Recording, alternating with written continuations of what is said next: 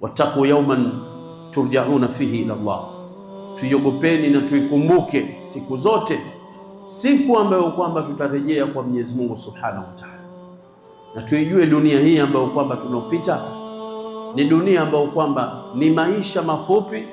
Hata kama ambao kwamba uwaone umepewa umri kiasi gani, kuna siku utaondoka na utabebwa na utakwenda kwenye maisha mengine, na baada ya maisha yale utakopelekwa kuna maisha mengine ambao kwamba hayo ndio maisha ya milele.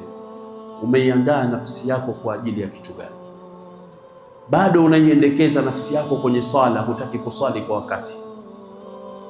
Bado unaiendekeza nafsi yako katika kucheza mambo ya kamari.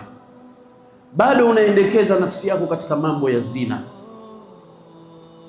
An-nafsu katifl, nafsi ni kama vile mtoto.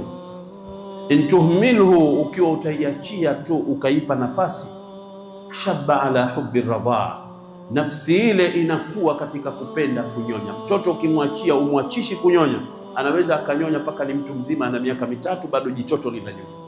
Lakini ukimwachiza mtoto kunyonya, anaachizika pale pale, na ndio nafsi yako.